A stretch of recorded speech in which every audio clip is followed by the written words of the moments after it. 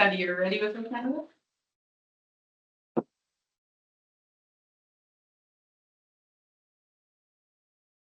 Perfect. We'll call this meeting to order at 6:00 p.m.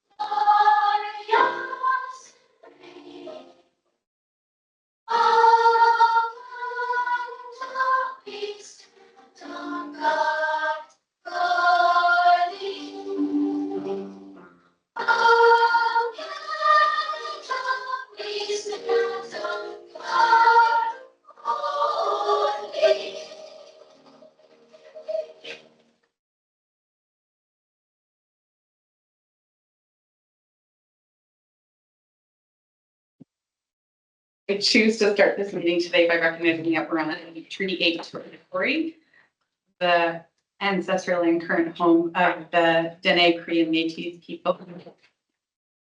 Recognize that doing this land acknowledgement is one form in the step towards reconciliation, and I'm proud to do it at this meeting. Universal guiding principles are, you guys may have to help me through this, but for all the decisions we make tonight, keep in mind, is it good for students? Is it open, honest, and ethical? Will it help build trust and good relationships? Will it help build trust and good relationships? And is it good for students? And will it help us improve? And will it help us improve? I think I, Responsible thing to do. and then I think I got that pretty close. You said the first one. You're being kind to judge. So we have our new agenda tonight. We're giving a test run. Looking at it, is there anything that needs to be added to the agenda, Superintendent McDonald? One addition to item 3A, board chair report. Yeah. Recommend adding a third bullet. The superintendent evaluation ad hoc committee would like to present an update. That's right. Thanks for reminding me. Any other additions? Is everyone okay with that? If I can get a motion to approve it? Trustee Johnson? Any discussion? All those in favor? Perfect. Looking around, if there's any conflict of interest, please declare it now for the rest of the agenda. Seeing none, looking for approval of the minutes. We have the committee of the whole meeting minutes from September 24th, 2024. Looking for a motion to approve those. Trustee Martin, any discussion? All those in favor? All right, and regular board meeting minutes of September 24th, 2024. Looking for a motion to approve those. Trustee Olette, thank you. Any discussion? All those in favor? All right, no delegations. Board chair report, Minister of Education. So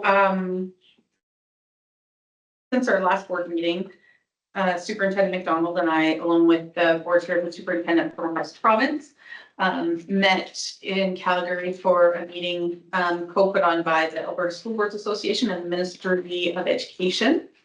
The minister and his staff decided on the topics, and the first part of the meeting was an update from him, and then they talked a little bit about the new capital announcement that he had. But then the rest of the meeting and the bulk of the meeting was spent in working groups, working through issues and solving problems in funding. So it was solutions for a bunch of different projects or problems, and really just having tables come together with different solutions to present to the ministry.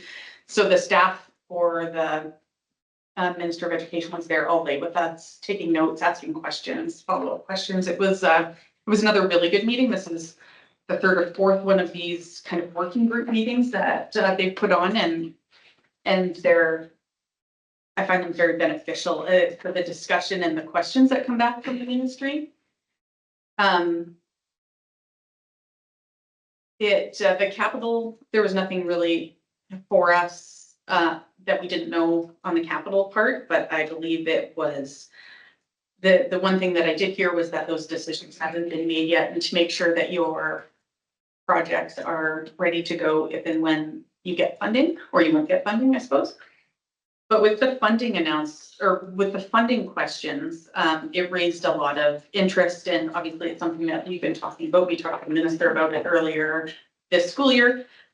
And then now we're seeing some press about how they're looking at changing the weighted moving average. So I kind of expect that we'll see something here in the fall and for a change in that. Yeah, I don't know if it'd be this fall. The Before most budget. recent I heard, they were talking about something prior to the new budget cycle. I think there's still some consultation going on across the province. So how they represented it in an email I had received recently. Did I miss anything else? No, I don't think so. I think it was a very positive experience. Any questions? And this budget is in February, Usually, March, March? okay, yeah, late February, early March. yeah. So interesting. And we'll have to see what that means, I suppose. Invest GP Children's Health and Education Mixer. So the City of Grand Prairie's Economic Development, the Invest GP brand, had a mixer today. Superintendent McDonald and I were invited to attend. So it was a bunch of educators, or sorry, not really educators, but children's health and education, day home providers, youth services, therapists, that type of thing. We're all brought together.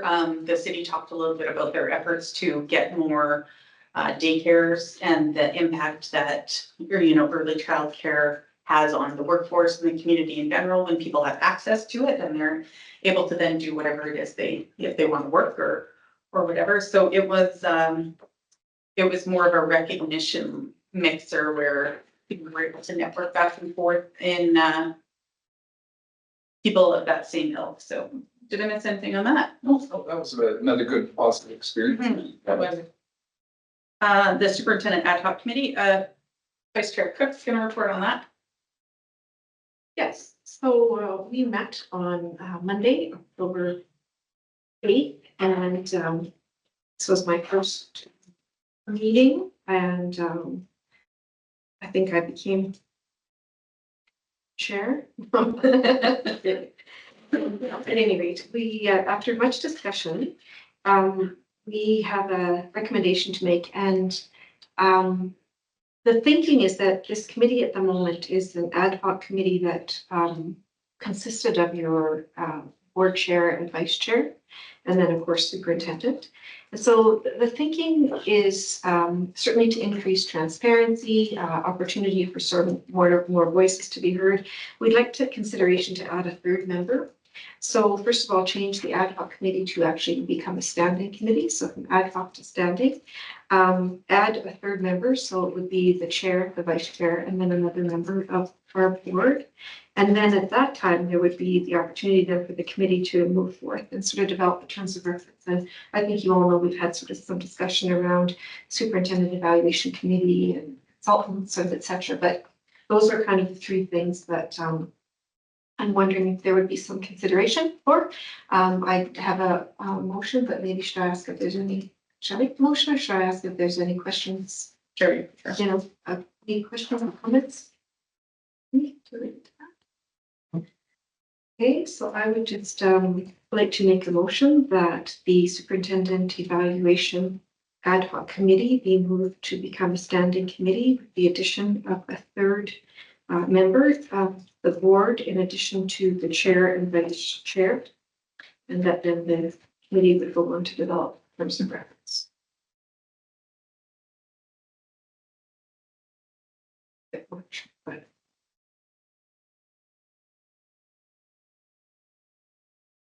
You just want to read that back? Trustee Cook moved that the ad hoc superintendent evaluation committee be moved to a standing committee under board policy 8, with the addition of a third member of the board in addition to the chair and vice chair.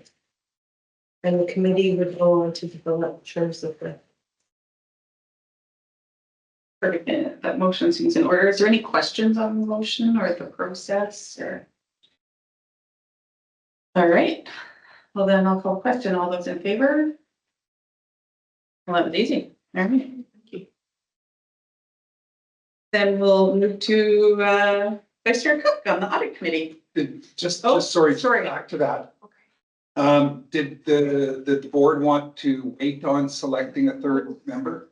I know not all here this meeting, not all here next meeting, I know as well. Well, then well, I guess it makes sense to get on with the work, I would think. So is there anyone here who's interested in being on said committee? Not all of you at once. Just Is this actually something that could be sorted out by email maybe, so that all the trustees would have an opportunity to participate if they wanted to? Why not? yeah, we could. But we're gonna put a deadline on it. And if nobody volunteers on the email, then I'm just going to appoint someone then. Okay. Is that what everyone wants? Sounds fair. If nobody volunteers. That's a volunteer. All right, I like the So- process. Sandy Fredlin. Would you want to send out that email? Yeah? All right, any other questions on that? Perfect. One question, sorry. No, I'm just kidding. Fine. Just explain to Ray maybe what we're doing and why we're doing it, just get the context of what you talked about. To put that in the email or how are we gonna then know what's gonna be in it? The minutes? Sorry, trustee Buziak, is that? Sorry, yeah. I think the next committee report might be able to explain, to make that connection Okay. as well. Okay, that's fine.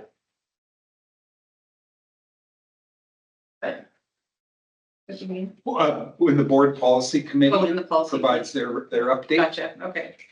sorry, not the net yet, I'm next with committee. All right, audit committee, trustee Cook.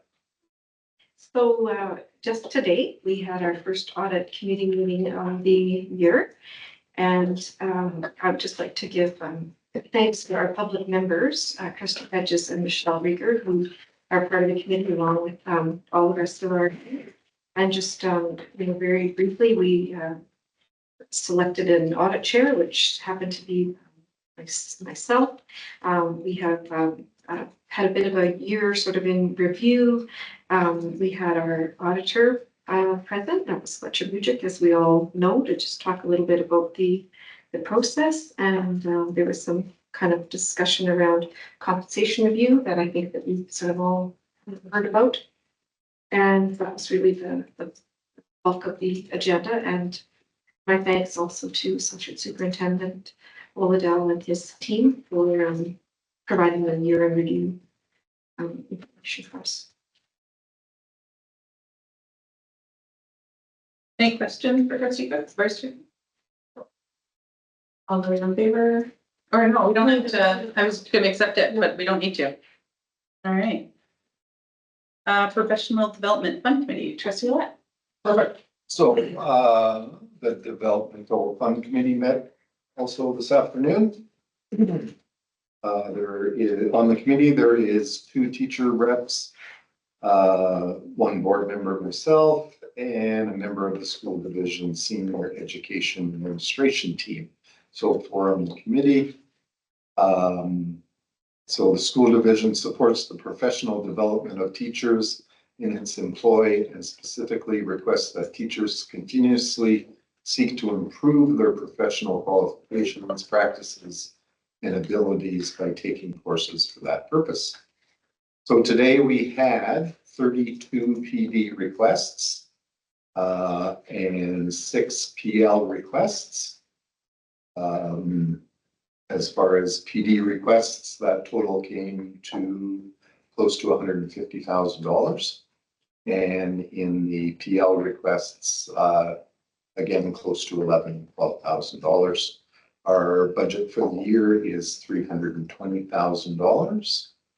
And we will meet again in November and have some more requests brought forward and go through each one and either deny or accept the request. So our next meeting is in the first week in November. Any questions? Any questions? Or just that number? Sure, just for my own understanding, so 32 PD requests, were those all approved? Not all. Sometimes they ask more follow-up questions or for people to provide more information, so it could potentially be approved in the future. Is that all interesting? Yes. So those people would be coming back at the November meeting then, I guess. Potentially. And same with PL requests. We just ask for more information. And if the conference is they're going to a conference and it's in April and we have a few questions to ask them, then they can bring it back for the November meeting and it can still be accepted for their conference in April. So just to clarify, there's criteria that has to be met for them, so some might not be 100% approved. Trustee Martin? So question maybe, I'm not sure if you can answer, James, with the change we made with the negotiation stuff, that what we did a couple years ago. Did that change any of the processes or the amount of people that are applying or anything? It widened, can I jump in? Yeah. Widened access for teachers, certainly because at one point the fund existed purely to reimburse course fee reimbursements. That expanded to allow for individual professional development opportunities too, as trustee Ouellette said, and Chair Ellis indicated, going on conferences and engaging in other types of learning. So it widened the opportunity and access, and the fund is, at least going into last year, mostly utilized. There was a small amount not utilized, but typically it's been fairly well subscribed to. And we expect, because it was new and the thinking was new, that there'll be even more interest in it this year. So Okay, Yeah. thank you. And as far as PD, it's 10,000 per year per person. for course fee reimbursements. Yes. Okay, thank you. Board policy committee, back to you again. Great. So our board policy committee met today, so I'm just providing you a verbal report. So just to remind you, the committee includes myself, Chris Johnson, Sandy, Superintendent McDonald, and Mrs. Redland, and then as well, trustee Buziak. So in terms of the topics that we discussed today, and there will be a board motion coming sort of later in October, but just want to remind you the policies that we discussed. The first one was board policy 7, which is around board operations. And so there was some discussion and recommendation will be coming forward around some wording related to per diems for meetings longer than 3 hours. And that will come, as I say, for approval. The other minor change, I think, that was actually it. Then we moved on to policy 8, and that was pertaining to advocacy and engagement. That's policy. So just will be a slight change coming there as well. The composition, there'll be a change as we sort of already discussed, the change was already passed a motion as to what that would look like. Pardon me. No, that's true. That's right. That is right. That is right. So if we've already proposed that change. We'll also be addressing for October 22nd, the Grand Prairie Public School Division school closure. That's policy number 17. And so again, just a few sort of wording changes around in the event where we may need to look at closing a school and what that would look like, adding some information about some building condition factors, and just adding some information that includes sort of parents and guardians. You'll see that when it comes out. And then another sort of minor change will be just addressing the fact that it's city council that we would provide an opportunity to sort of disclose, because all of our schools are located in the city, so the city council. And then just making sure that we would have 3 trustees in attendance of any public meeting should the event be that we need to close the school, and then just to make sure that we would have recording of that sort of said meeting. The other policy was around policy 18, and that was the discussion that we also had sort of earlier around superintendent of schools roles and responsibility, and then also board policy 19, evaluation of the superintendent of schools. And I think the discussion that we've had in the past is, perhaps looking at having the board evaluations that could be sort of more seen as at arm's length as an example, but then also sort of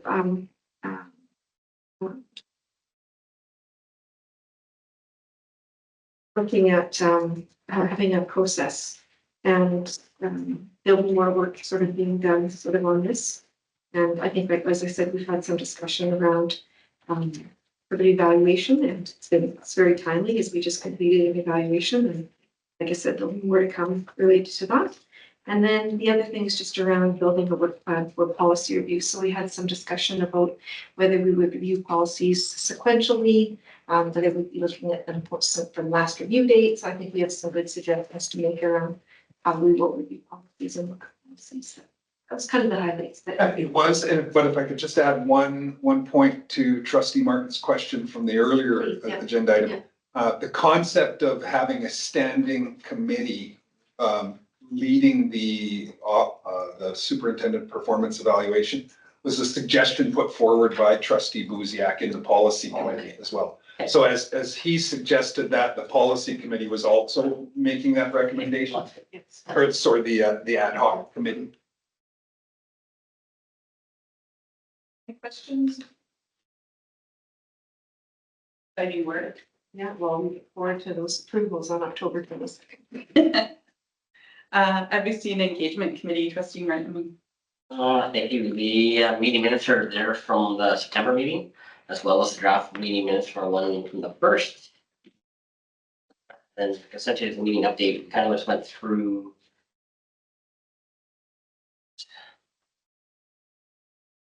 minutes are there. If you had a chance to look over that, if you have any questions on the minutes as they're presented for the draft, we'll have that one over. Next step was like the priorities themselves. Seeing none, we'll move right into the essentially new priorities. We went from the 6 down to the 3.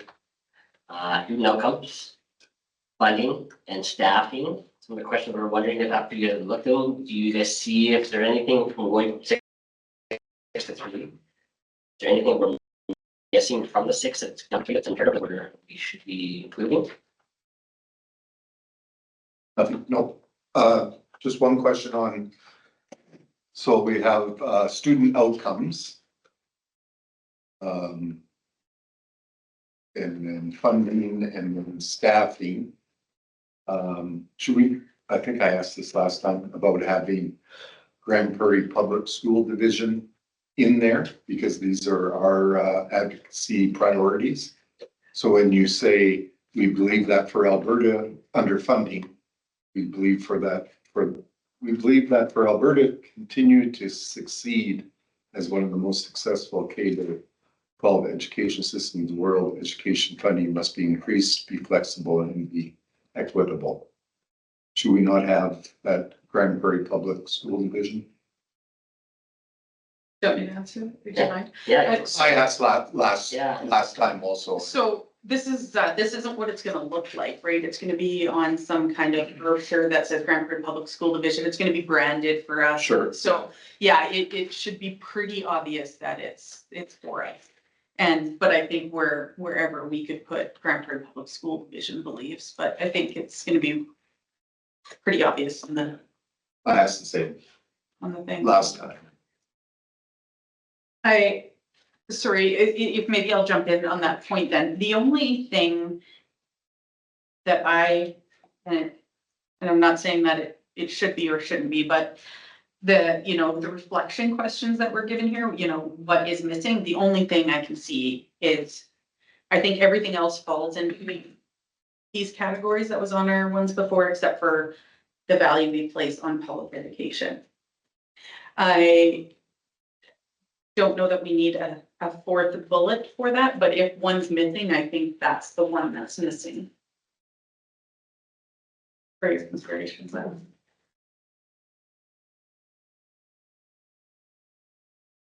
Trustee Cook? Well, or I wonder, like, I agree with that fourth point, but then I wonder if there's an opportunity to maybe have it be sort of overarching, and I just would like to also sort of put in a sort of another sort of supportive sort of plug for when we're reviewing it, we were talking about some kind of brochure or sort of what it might look like. And I certainly found our 2022-23 priorities, the format was very useful, and I know that other school divisions in the province certainly sort of use that. So when we land on these, I guess I'm just sort of saying next steps. Maybe I'm going a little bit ahead of myself, but I'd like us to see, some kind of sort of a brochure, sort of like this. And I just noticed very recently that the city, I know the city has updated theirs, and I did thank them in a meeting. That this is where we took it from, and other divisions, as I said, have done this, but I think we can't overvalue how useful this is and some of the information that could go on it in addition to our priorities. But I find the three priorities really easy to speak to, but I definitely do believe in public education. And so maybe we put that as like I don't know. I don't know that we need a fourth one. But I suppose maybe some kind of something in one of the illustrations or something about the importance of public education. It's a statement. Yeah, I don't know. What do you guys think about? Like, I don't want to get into the design. You want public schools to be the first, public school be the first one in the neighborhood. The funding, I don't want to capture that in under funding or Well, bits or. I mean, that's something that we've said for sure, but is that something we're advocating for every time we meet with people, right? Public education funding must be increased. Yeah. So instead of just using education, For starters. Yeah. It's just the one. but as those. Sorry, back to you, Trustee Martin. Sorry, just on the topic of kind of like those reflection questions that might be missing. I guess I was just also curious looking at the older priorities. Inclusive school divisions, inclusive communities. I guess what was the thinking with that? Like, does that kind of fall under, I guess, like student outcomes as kind of like an overarching kind of umbrella? Yeah, it's a holistic approach and I mean, that's kind of what we're looking at, I think. I mean, It kind of falls into all three, honestly. yeah. Yeah, I was trying to Funded think. properly. You yeah, and you want the outcomes for every student to be able to have success, right? So I think that's where I've seen it was kind of blended into all three. Yeah, I guess that makes sense, not necessarily distinguishing or forming it specific. Yeah, and just to add check my understanding perhaps, the idea of the speaking points, they were presented to support discussion today. The speaking points would not be represented on the actual final product necessarily. Some may be in visuals, some may be in tables or charts or things like that. But it's when you've got the document and you're handing it to someone, you take 30 seconds to identify share the speaking points about what makes each priority relevant and important, and that sort of thing. No, I really like the simplicity of the three for sure. Makes it a lot easier to stay focused, I guess. When I was looking at it, for the millionth time. The question 3 here, thinking student growth and achievement, are there any priorities missing in that draft? And I think, maybe, and I don't know if it's in student outcomes or I don't know if it's in funding, but talking about, and maybe it's just in the speaking points, but complex classrooms is something that people are talking about, we're hearing about, and just like having it, whether it's baked into the wording or into the speaking points that. Yeah, the only other thing we talked about here a little bit, because of one of the reports I got earlier, just about the amount and level of assessments that are required for the younger ages. I don't know, we advocate for too many, not enough, where would it fit into these priorities, but That, so I suppose that when we were talking about it with the minister, for instance, this year, it was, might have been fine to do those if we were funded for relief time or substitute teachers to then kind of create that flexible time in the classroom. So I don't know, again, it's not an exhaustive list, no, for sure. but. Yeah.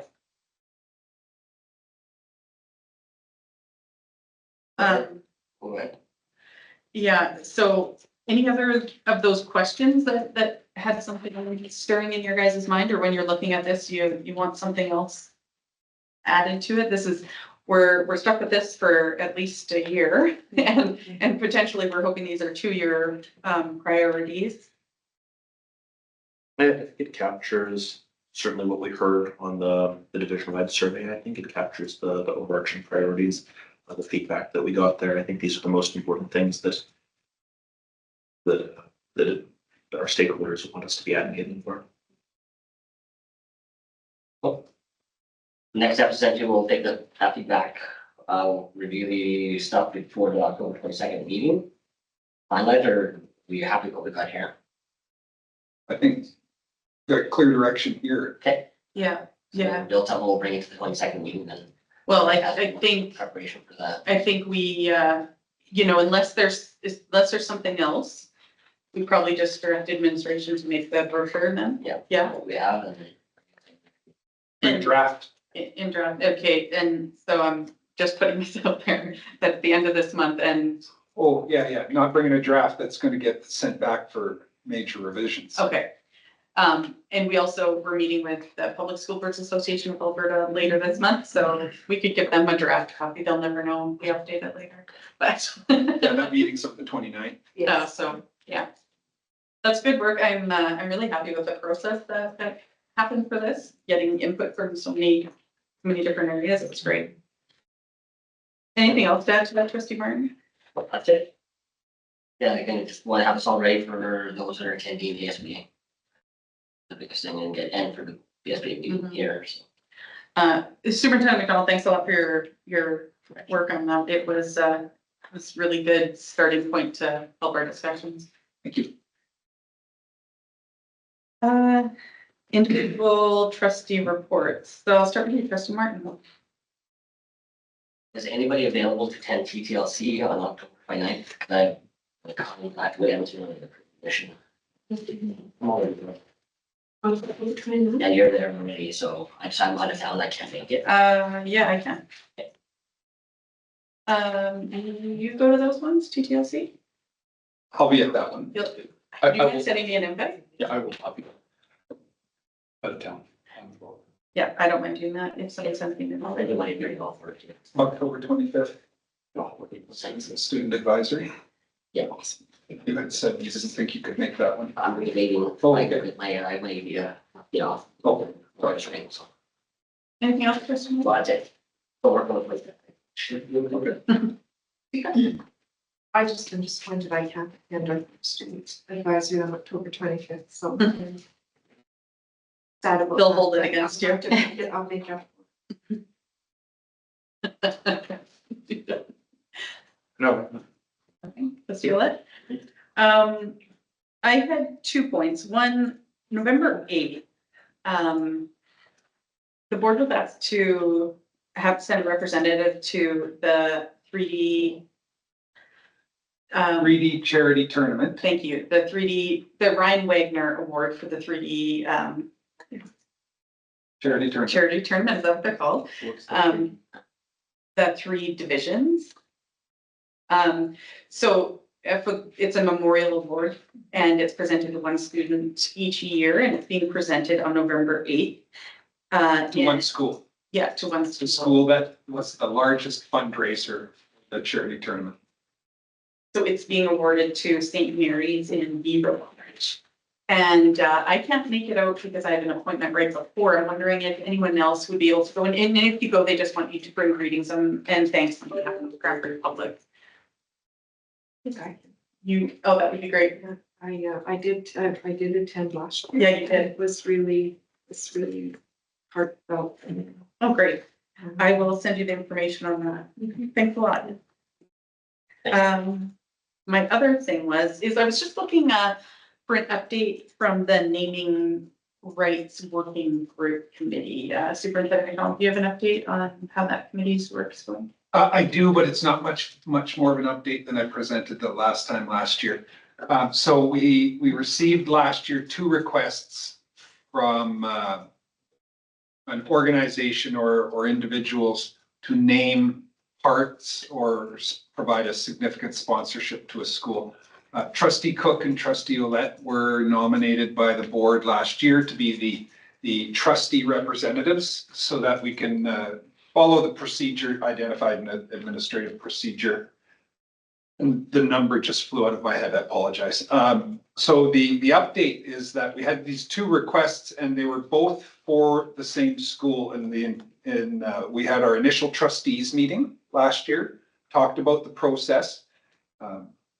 I was trying to bring both of the requests together and we had a delay with one of the requests. So we're nothing more to report since that, but we're picking it back up again this fall and we've talked about it recently with administration and with the school principal, and that process will be forthcoming. Sounds good.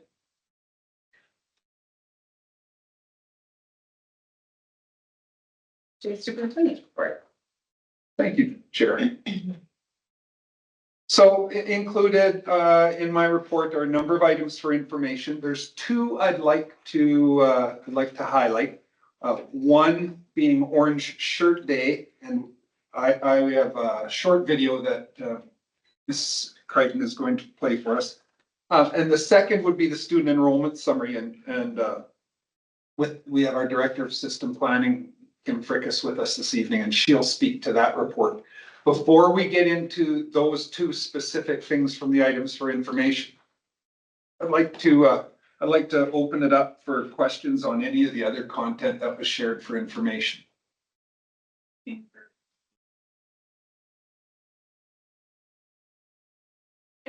On the dual credit startup funding, was that a tri-division? No, that was our division. So our division. In June. So did the other divisions get a similar grant or is this for something not related to that? No, the work that we do will benefit is kind of to provide dual credit opportunities for our students. One of the outputs of that work is that those dual credit courses will be made available to other school divisions as well. But the work itself will be largely ours. This topic in particular is one of those ones that isn't really clearly delineated. It's not black and white because this dual credit startup grant will also be running right alongside or intermingled with our work with the other divisions and Northwestern Polytechnic to explore the potential of a collegiate school for start next year. So it's a good opportunity that we had, and I'd like to thank Mrs. Frickus for the nudge and the support to be able to get the grant application in. But it's the Grand Prairie Public School Division specific grant.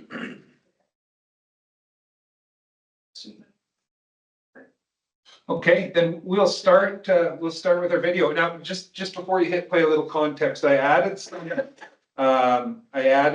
some context in my report, but I wanted to share it out loud. This video features Krista Humboldt, who's our coordinator of Indigenous programming for the school division. And it represents the work it represents work that was done in all 15 of our K-6 or K-8 schools, led by each school's Indigenous liaison.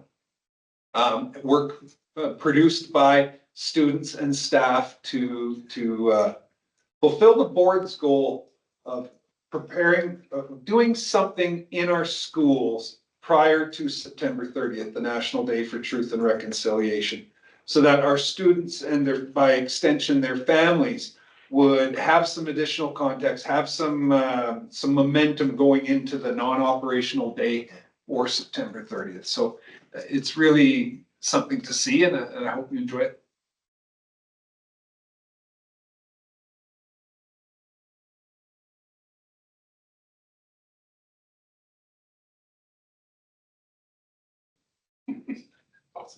Awesome, that's right. That was great. I've been at a few school councils in the last couple of weeks, and everyone's been looking at the trees and all the families are coming in. I think they're really beautiful. Yeah, they're really well done. I wanted to show that as an opportunity to express and kind of affirm our appreciation for Auntie Krista and her team of Indigenous liaisons, for our students and our staff who put the work in to make those beautiful displays, but also to illustrate how, and that was K-6 and K-8 schools. Our high schools did not participate in the reconciliation tree activity. They each had a number of different similar concepts, preparing students for the National Day for Truth and Reconciliation, but didn't participate in that specific activity. But it really also illustrates the board's request to really do something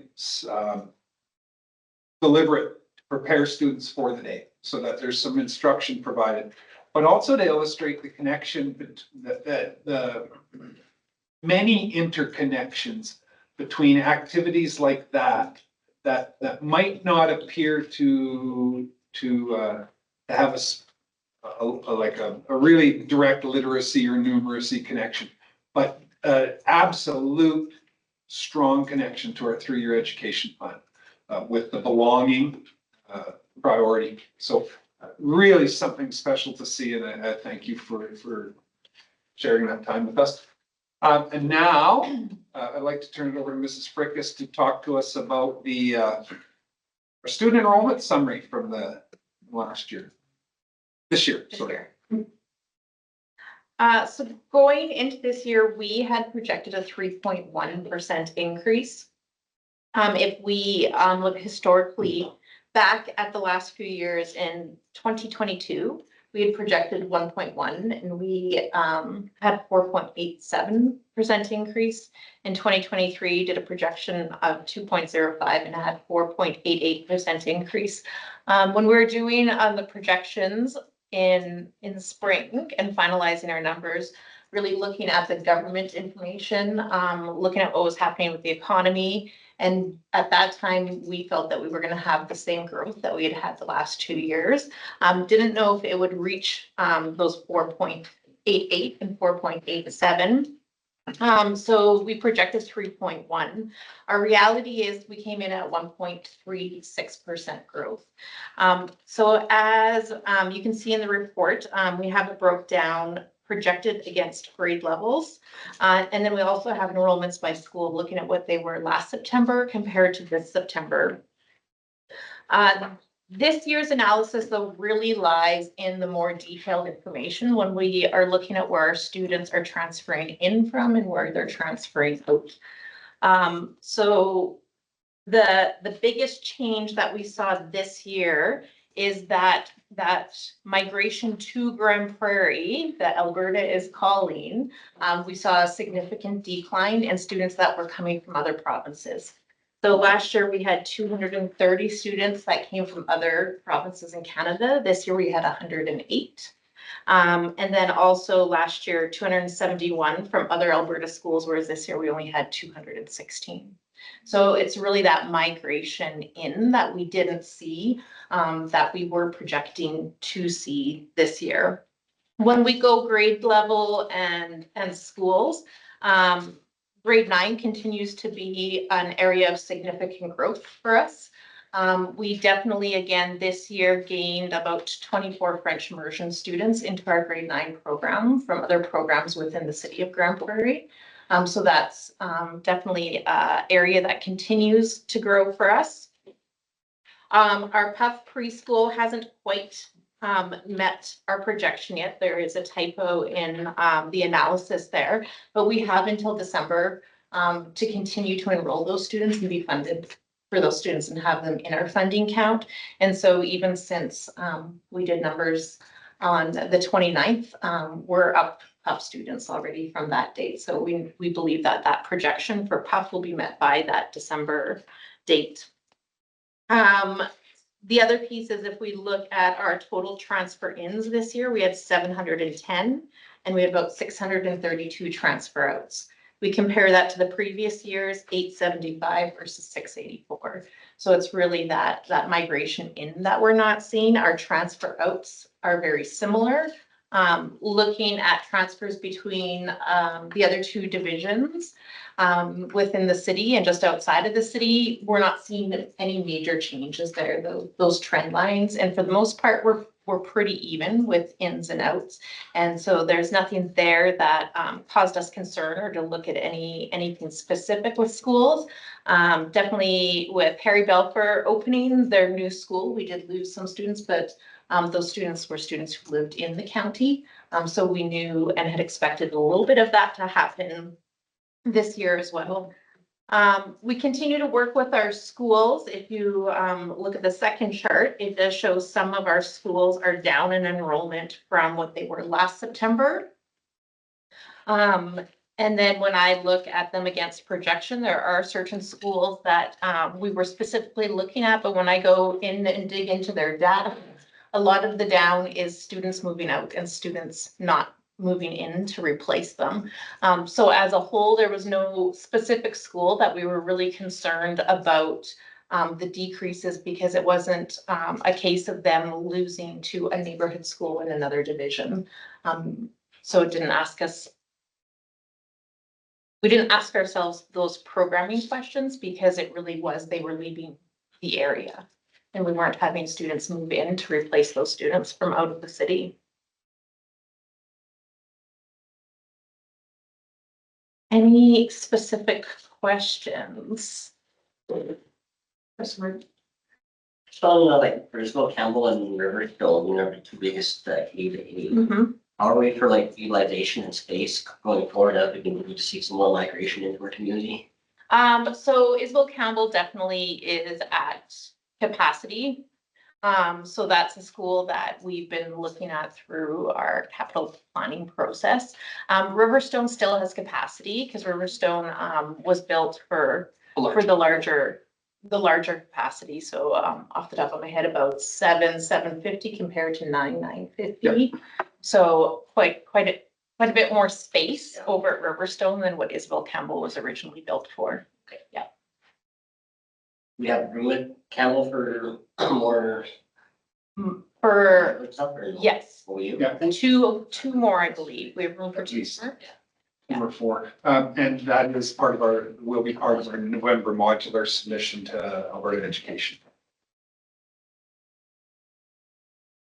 Oh, yes, sorry, a couple questions. So one of the biggest stuff there, I guess, is just for the bridging network, and I see the note there just talking about how the intake process has been redesigned. I was wondering maybe if you could speak a little bit to that about maybe like how it's been redesigned, like is it easier for people to access that or maybe increasing, I don't know what strategies they used for increasing the intake there. And also, you have a sense, I guess, because I know there's so many different types of student, I guess, that use the bridge network. Maybe which cohorts are most attributing to that increase? Yeah, so a couple changes that we made. So working with the administration of all three schools, we looked and said, what are the processes that we had and how could we simplify and get ahead of those processes? Because the process really was when schools opened in August, the bridge would start their intakes for students. One of the things that they changed quite a few years ago is they do individual intakes with every student because it's a different program plan for each of those students and to determine which courses they're going to start with. So of course, that takes quite a bit of time to do those one-on-one meetings. And so what we were finding is we're kind of finding a bottleneck that it was taking a while to get the students enrolled. So what we did is we actually started that process in May and June. And so they're starting intake meetings and planning for the next school year with their current students. So the students that are saying, yep, we're returning to Bridge Network next year. But we're also doing the same thing with students that are at Grand Prairie Composite or Charles Spencer that are completing their third year of high school. So they're in grade 12. Some of them are graduating, some of them maybe not graduating, but knowing that their fourth year, they're going to do at the Bridge because the Bridge allows for that flexibility. So they can actually finish a whole core course by November, write their diploma exam in November. So for those students that are returning for that fourth year, for the majority of students, not all students, that is the better option. And so we were able to start transitioning those kids and having those conversations in June with those students. And then they were meeting with the administration of the Bridge Network in June to build their program so that they could just start school in September. So we were able to get more students enrolled quicker than what we had been in the past, because lots of times our September 30th number would be anywhere from 50 to 80 students below the projection. And then by the end of October, November, they would reach their projection.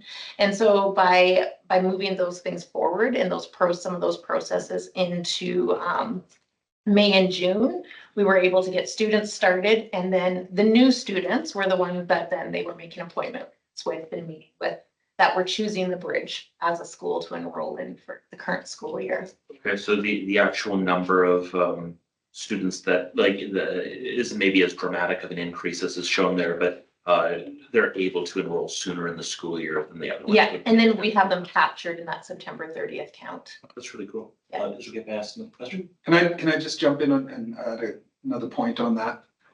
Was that a no? Yes, go ahead. So I want to thank Director Frickus for the work that she did with each of the high school principals to really look at that process. I would summarize that process as shifting from a system process where this is how you move from one school to the other, and this is how everybody swings into the one school for the start of the next year, to an individualized student driven process where the principals went back to their schools and they started talking to their teachers and their counselors, identifying who's a candidate for the Bridge Network. And they started having those conversations in May and June with individual students, really illustrating for them that point Mrs. Frickus made about, you're just a little bit short for your high school diploma by the end of June. But if you do this, you can be there by November. And that shift from the system thinking to the individual student-centered thinking is probably the biggest reason for that. The second point that I wanted to make is I reported recently in my report on the success of our summer school pilot for high school students, and that was another part of that same work. So the student identification, the sharing of that opportunity with students and families was led by those same counselors, and that work came about as a result of the same work that Mrs. Frickus and our principals were doing. So really appreciate all of their efforts to give us this fine result. Thank you. Thank you very much. I did have another question. No, sorry. Different. So for the last couple of years with I guess we've undershot the projected enrollment for the last 2 years. And I seem to remember that we were told that it was better than the alternative to undershoot than overshoot because of the way that the government, I think I remember they clawed back. That's right. Afterwards. So this year with overshooting, is that a significant problem for our budget? Significant? No, not necessarily. Problem? Yes, actually it is. If nothing changes between now and the start of next year, we're facing a clawback of approximately 1.4 to 1.7 million, somewhere in that range, which is a problem to address next year. Should there be a change in the funding framework and that clawback not be implemented, that could go away. But we don't count on that. So in our fall budget update, we're taking a look at how we can address that. And so there's two main sources of revenue that we believe can offset that future expense we're facing. One was the release of some August or July or August funding from Alberta Education, a supplemental enrollment grant that came out over the summer months. And that was, I reported earlier, myself or our associate superintendent of business services reported that. I think that was around $1.2 million. The second bit is some contingency funding. So we hired all of our teachers based on projections, but we did not allocate all of our projected teacher numbers to schools because we like to hold back a little bit to be able to respond if there's unexpected pressures in a school and you know, things that were unaccounted for. And it's not each of the last 2 years, when we knew that our numbers were exceeding projections, we allocated all of that immediately. This year, as we were progressing through August and into early September, and we saw as our certainty grew that we were not going to meet projections, we held back some of that teacher allocation. And we keep that in reserve, and that added to the supplemental funding we received in the summer. It will almost be enough to offset that clawback that we're expecting next year. Okay, that's really helpful. Anything I missed detail wise, Ola, Kim? But to that point, if we didn't have the clawback, we wouldn't have to spend that extra funding. Yeah. On that. Just a quick. Yeah, I had just read in your summary when you talked about priority student needs and supports for English as an additional language students, and so that continues to increase. You don't need to tell me sort of exactly sort of what languages, but are there some particular languages that, you know, even as a board that we could be advocating when we talk about, you know, students and families that are moving into Grand Prairie? Like, are there some areas? So what we're finding is it's becoming more and more diverse. So do we definitely have some clusters? For sure, but we're finding it as we work with administrators, especially when there's so many different dialects. So some of the translation, technology translation tools are out there, won't translate for some of the dialects that the students are actually speaking. And so what we're finding is that's increasing. And that's definitely one of the trends that we see when we look at the detailed data. We had 128 students move in from out of country this year. The previous year, 97, the previous year, 53. So it's a trend in our community. For sure, but I would say the last time that I looked at that detailed information, we had a few clusters, but the list is growing. Yeah, and we're finding that we'll have a couple families move in, Yeah. similar language, but then another school, right? It's becoming much more diverse than it used to be. So at the end of August, we ran a report of how many different countries had been identified as country of origin. And there were well over 50 different countries.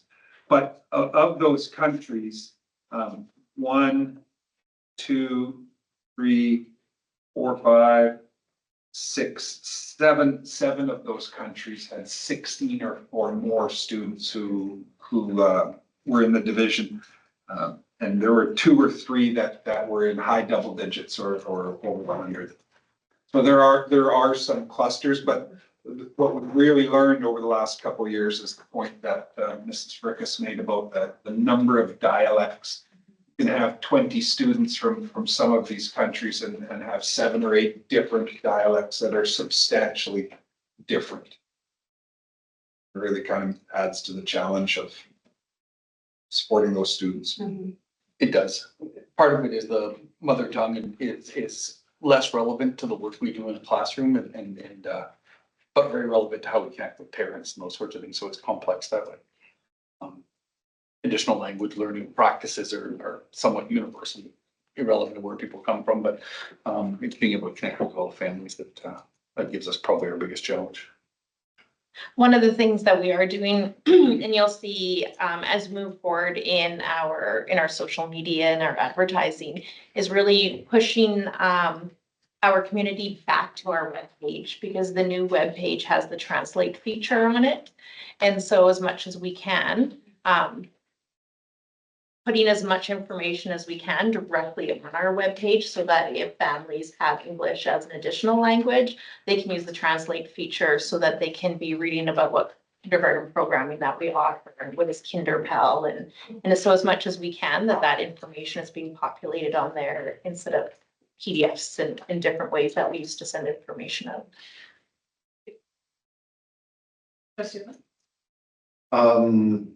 I was just surprised to see Parkside Montessori down 20 students. I don't think they've ever been down So 20 students. So they, I'm just also going to our projection.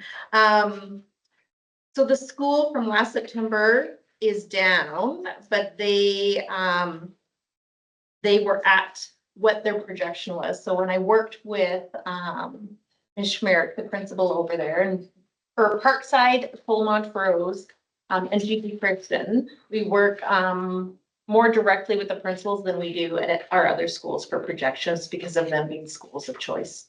And so part of it was she knew of some families that were leaving her school, and what happens is they'll intake in their CASA programming, which is their preschool and their kindergarten.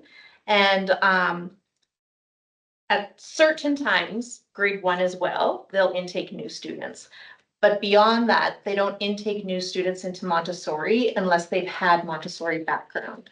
And so with the information that she had with some of the families that had students that were older leaving, this, where they ended up is where we had projected them to be this year. And so that was some of the factors that led to that. And on occasion, some of the students, as they hit grade 4, grade 5, they may choose late entry French immersion. They may transfer to a STEM school or that sort of thing as well. There's an element of that, I think, at play. Just when you were talking about the English as an additional language learners, you talked about, with the number of students steadily increasing, you mentioned the needs, supports and the needs, and I'm wondering, is there anything you're expecting that we're gonna have to do this year that's different or more enhanced because of those numbers? So that's the exact conversation that we're currently having as educational leadership, but then also with our schools that have larger percentages. So definitely, if we look at it, right, there's settlement patterns throughout the city. So we definitely have schools that have a higher percentage of EAL, so working with their administration. But that's an area that we're. Director Cruz works Tasking. directly with English as an additional language planning. We're continuing to learn from best practices of other jurisdictions in Alberta, because it's not unique to have this influx of people who are learning English as an additional language, and so learning from some of those other school divisions. And we've had a couple of intervention models that have existed at our schools. Some have been more fruitful than others, and continuing to look at a way to support students is it's complex. Students who come in grade 2 almost seamlessly entering in an immersive English environment and do quite well, and students who are a little older have some different challenges. And we have a lot of really great success stories, but there's not kind of one answer to what we do, but continuing to explore this kind of new reality of a significant influx of English as an additional language learners is something that we're talking lots about. Our schools feel it too. I'm gonna ask a question that probably isn't directly related to student enrollment summary, but is connected to this part of the conversation. and I was talking to a parent, and I'm sure there's other examples of that parent, but with the new rules on cell phones not being in schools, how are kids or how are students adapting if they struggle with translation, if they can't have their cell phones? Do you have any They information can. on that? You know, there's accommodations that are allowed to be for educational purposes, but there are other tools other than just their own personal iPhones, or their Android devices that assist with that. So our schools have been exploring some apps through iPads and that sort of thing. But there is the rule about personal mobile devices in schools is not an exclusive rule. It has accommodations that are allowed to make for specific learning purposes. Some of that happens in our schools, so it's not a whole step on using them, but we've also, even while cell phones and individual devices were permitted in the past, we were also running parallel hardware with different types of apps to help support some of that. So, that being said, it does, in some cases, take the convenience out of a student's hand where it might not be necessary for learning, but it's a convenient device. There are some things we're continuing to modify a bit. But Thanks yes, for indulging me on that. Any other questions on this? Do you have anything else you want to say? No, that was the high level overview of where we're at this year. Well, it's pretty detailed as well. I'd say the piece that we're watching is to see what happens throughout this school year with our migration in. That's what we're interested in. Is it possible we hit our number mid-year? It's possible, depending on what's happening economically in the area.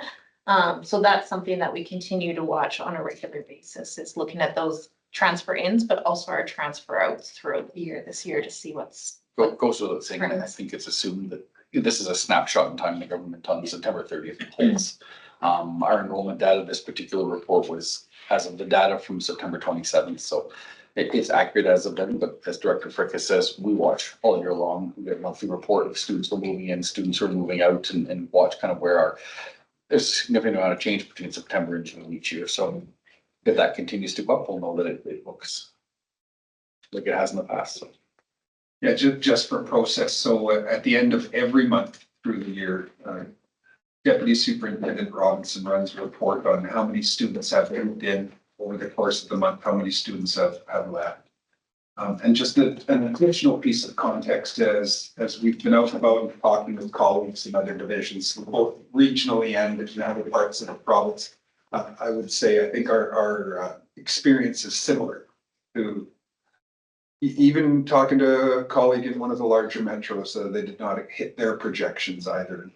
So it's something we're going to watch and see.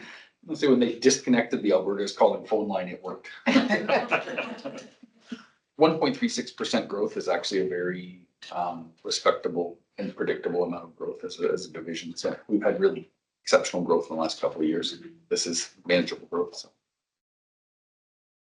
Thanks for that. Thank you very much. Thanks, Jim. Feel free to stick around. Yeah, by all means. You can, you don't have to. Also included in my report were 3 items for action. Board social attendance and award presentation assignments. I know trustees have gone over that list and are chomping at the bit to volunteer for different roles. I will add again, this is the board social. Typically the superintendent or one from administration is the MC. If a board member would like to be the MC, we would love to help facilitate that. And that's where we'll start. Well, I think that you're an excellent MP. Well, I didn't ask for it. I think the new vice chair should maybe. No, consider that no, because for me, Really, I was really Like that. pleased with the 20 and 25 year honor. Chris really loved that idea. Vice chair. Well, I don't want to see any heightened emotions. I volunteer to do it. Great. Can I get a show of hands real quick on who's able to attend the board social?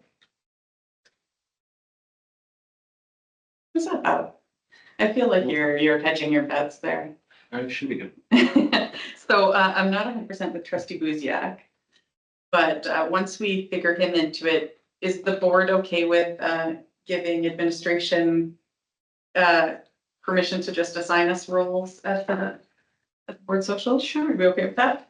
Question, we kind of chatted about, meeting the staff coming in. Did we ever discuss that? We have discussed it. Is that something you want to do? I wasn't sure what the outcome was, if we decided if The we were receiving going line. to, the receiving line, yes. I don't know that any change was asked for, but if you want, we could see what the board feels, if that's what you want. Sure, I'd like to have a receiving line. All right, have you been through the receiving line before? Trustee Johnson? I think I moved on this team, that really, Okay. trustee Cook, We, we've done it. Steve Martin, yourself, Yeah. and myself. So- Yeah. You look excited to hear about it. Basically, we stand at the door and shake hands and greet the attendees and the Yeah, guests welcome. when they get Yeah, there. just a welcome. So the question is do we want to do that or do we not want to do that? Trustee Martin? I prefer not to. I make my rounds, I find it awkward for me, I think it's awkward because if somebody walks in and talks to me in the lines, I'll wait for me to talk to this person and nobody goes ahead. I find making the rounds to tables, I try to do that during the event, but that's for me, it just feels awkward. Trustee Cook?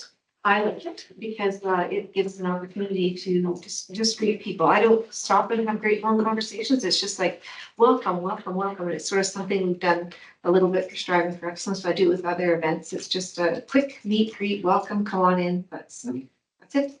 I enjoyed it. As I haven't been through it, but as I imagine in my head, it sounds very awkward, so I would probably wrap it on.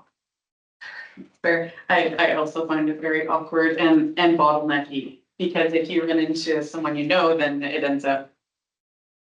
Well, maybe me and trustee, vice chair Cook will, Because you just say, come on in. Oh, I'll come by and talk to you later. Yeah.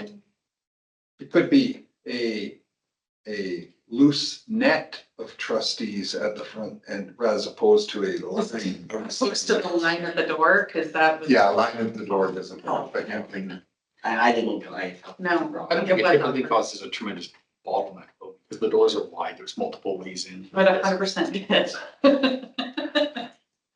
I'm gonna wrap it up. I think it was asked, on the survey. But they wanted it. Quality That of they the wanted rating you it. received. Yeah, 4.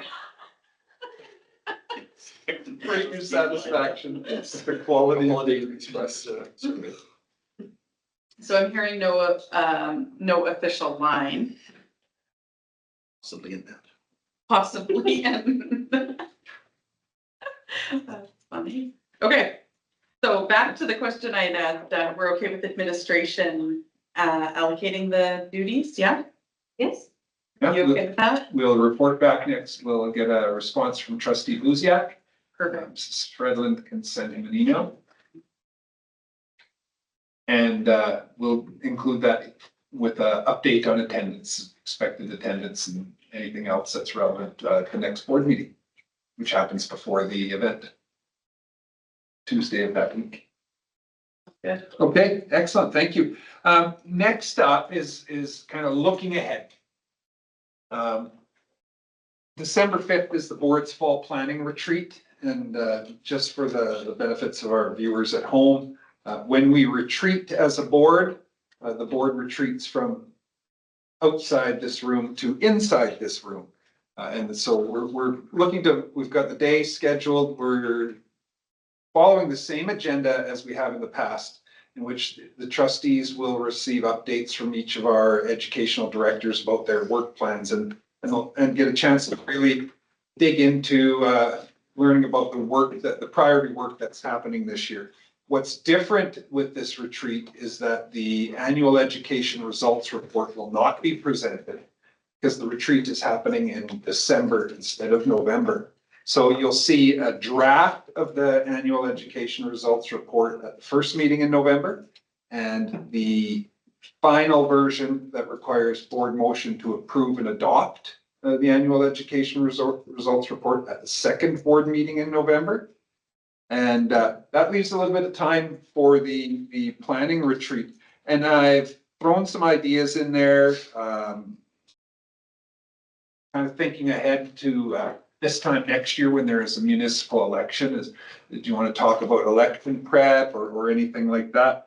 But also putting forward the professional learning retreat or event that happens in the winter.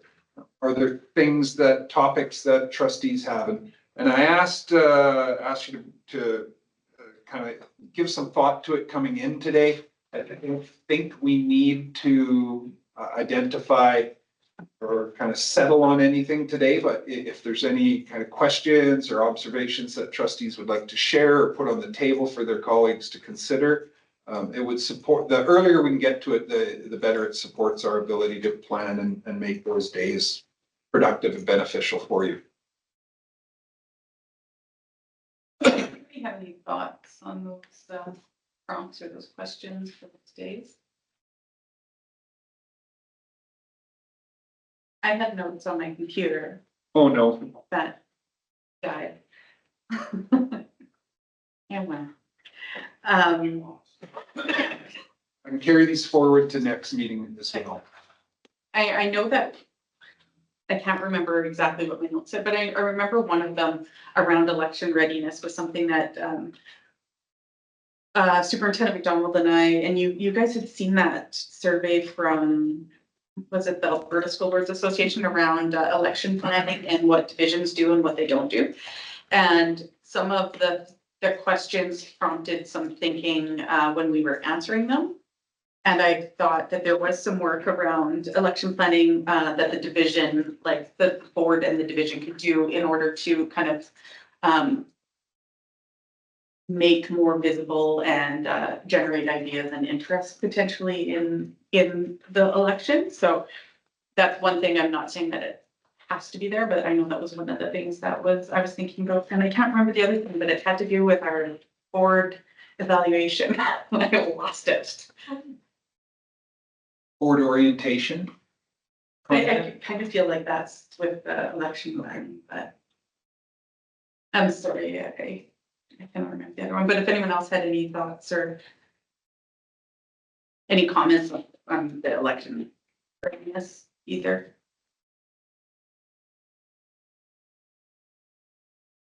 There will certainly be comments about the American election, but I wasn't suggesting it as an agenda item.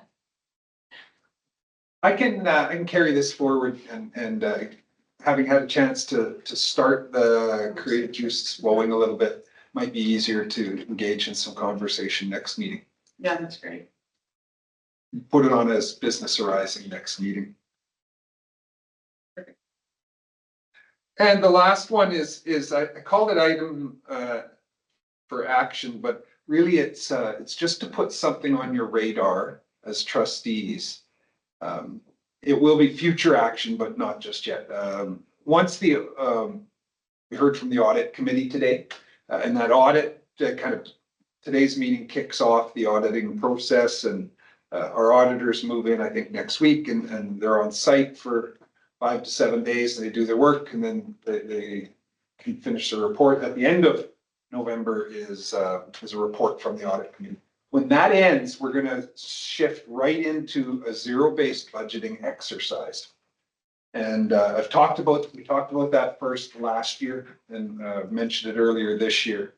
The purpose of that exercise is we're not proposing a change in our budget development process. To adopt from scratch a full zero-based budget development process would take far more time than we would have available from beginning, if we were to begin in December. But what we want to do is engage in a budget development exercise, a zero-based budget development exercise that doesn't start with what did last year's budget look like? What are our needs for next year? And how do we modify or adapt what we did last year? Rather, we want to start with, imagine that we have no budget to build off of. What are the priorities that we want to attain as a result of the development of our budget. So what do we need to spend our money on? Now, one thing that, and I put this out there, this is a bit of a new concept, and I've talked about it with a couple of committees at times over the last several years. One of the things that we don't do to support the board is really disaggregate the admin board governance line, right? There are no budgets for trustees to attend meetings and I don't say this critically. It's just that the fact is, our practice is frugality and our practice is managing costs and kind of keeping that in mind. But we don't really sit and unpack the details of those allocations. So one of the things I'd like to propose is that the board engage in this zero-based budgeting activity and take a look to start the process, say, what do you want the outcomes of your governance to be? And once you identify those outcomes, how would you allocate money to attain those, to realize those outcomes? If that makes sense. So the purpose of including it in this item for action today was to allow me to say that, to get you thinking about that over the next month or so as we support our auditors to finish that process and prepare for sitting down and maybe in one of our committee of the whole or one of those meetings, really taking a look at what you want the outcome of your governance to be with respect to how we spend our money. Thoughts? Radical idea? Say no. Everything we do now works. If you like that. Any question? Any questions? Why? What? I think it's great. You know, what did you want, it's like a 3% and 6% cut? Okay, that's. Well, you know, looking ahead when in the spring budget development, when Associate Superintendent Gandon presented the budget report to the board, we identified that 2 years from now, we're looking, next year, nothing changed. We were looking at a $2 million deficit. And 2 years from now, we're looking at really almost the elimination of all operating surplus. And so there is an element of needing to not find money. There's an element of needing to ensure that the money that we're spending is spent on the priorities to the greatest extent that we can.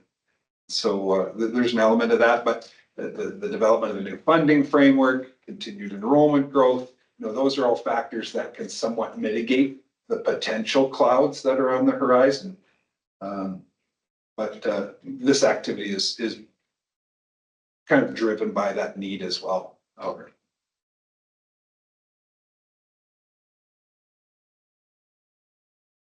I was wondering if you've done a process like this in any of your past work. Yes, we have. But as Superintendent just mentioned, it's a bit detailed that I've done, but I think here it's a bit more. Yeah, yeah, exactly, not as detailed, which works too, right? So. Nice. Our initial conversations with our directors last Monday, as we kind of gave them an update on it, is don't be overwhelmed by the process and the numbers.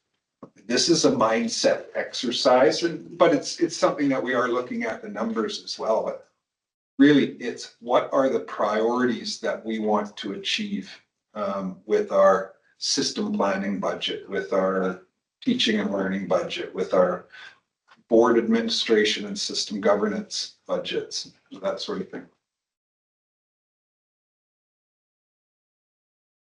Do you have anything else, Superintendent McDonald? I do not. Associate Superintendent Oladelli, you have no report. Not Look at you.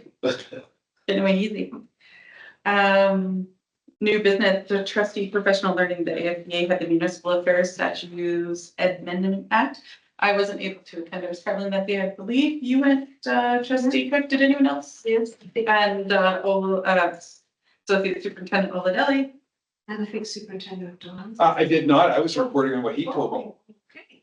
I'm sorry I gave you that impression. No, that's fine. So I'll just maybe give my few impressions and then you can just add.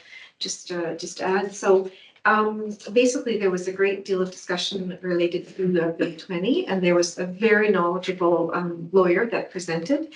And the thing that I really sort of took away is he kept emphasizing that we need to pay most attention to the legislation around the changes. Because we hear lots of things in the media and even things sort of from government, but it is legislation that's the source of truth. So there was a fair bit of discussion around changes to parties, to financial contributions, the voting systems, electronic versus paper, and some of the costs that could sort of impact divisions that may need to be thinking about paper voting and more staffing that would be needed to sort of manage the paper, if it was paper voting, criminal records checks. We had spoken earlier about, some of the bylaws that we might have, but there is sort of more expected to come around criminal record checks and sort of those implications. Yeah, I mean, it is available to view. On the ACA website. I didn't see it yet because they was. Yeah, I looked for it the other day. And I didn't see it, but it was really, really sort of focused on that Bill 20. So, anything else to add? No, I think the only thing was they're still waiting on the proclamation. Yeah. Before we can do anything. So if the board wanted to proceed with having a file for the criminal record checks or having someone put a deposit, right, like just like a guarantee. For, to run in the election. Yeah, exactly, right, that would have to be a bylaw in place by the end of the year, so, but we can't proceed until the proclamation is done, so the timing might be tight if the board does decide to go that route, so that's the only thing I would add. Any questions on that? Not a question, just an observation.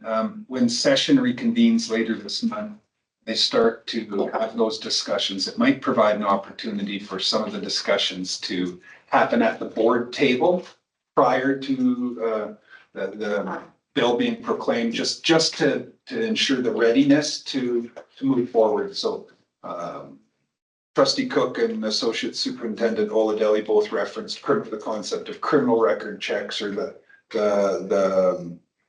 deposits for potential candidates, the ability to have a discussion as a board and kind of have a position on that, should that be in the final amendments in advance of it being proclaimed, might be a good investment time. So I'm wondering about the process for that then, as those conversations start in the legislature, maybe, I don't know how the board would get an update besides watching that or reading about it in the newspaper. Through board meetings. So that's what I'm asking, is there going to be some kind of update from administration that would maybe prompt some of those conversations? Is that how we would do that? Yeah, we can include, there is some preliminary information available online about what the Bill 20 contains. We can provide some of that information in advance. Well, and I think to your point, maybe waiting until it starts, they start talking about it then. Well, the amendments to the changes were tabled last spring. Mm-hmm. So if you want to discuss conceptually some of the concepts, I think it may be timely enough to do that now, or at least to kind of have an initial position, Yeah, that makes sense. as opposed to waiting to see and then it turns out, rushing. and then needing to rush. Is this something we believe as a board? Yeah. So just to help my understanding, administration would bring some information on that to spark that. We'll do what we can to pull some information together. Makes sense. Probably as soon as next meeting, might be able to have some topics for discussion. Perfect. Thank you for that. Upcoming dates and events. So tomorrow is the Alberta School Boards Association Zone 1 meeting. I believe trustee Buziak's not gonna be able to make it. Is anyone at the last meeting, trustee Johnson, I think you were a maybe, trustee Cook, you weren't here, so we didn't know. Are either of you able to go tomorrow? Happy to arrange to go. You're able to go tomorrow? That's great. I would hate to have dinner, so I appreciate that. And so I'm not able to as well. Trustee Johnson is more for, OPSD. PSBA. Oh, that's right. All right. Chris is like, I don't remember that either. We have no memory. Memory of that. So you've seen the zone I one. printed them. Okay, perfect. All right, correspondence. So we had a letter congratulating our teacher Laura Noel, and we had a letter of thanks from the Special Olympics. If there's any questions on that. We're gonna have an in-camera human resources update. Is Yes. she's ready? Yeah? Okay, well then I'm looking for a motion to go in camera. Trustee Martin. Any discussion? All those in favor? Perfect.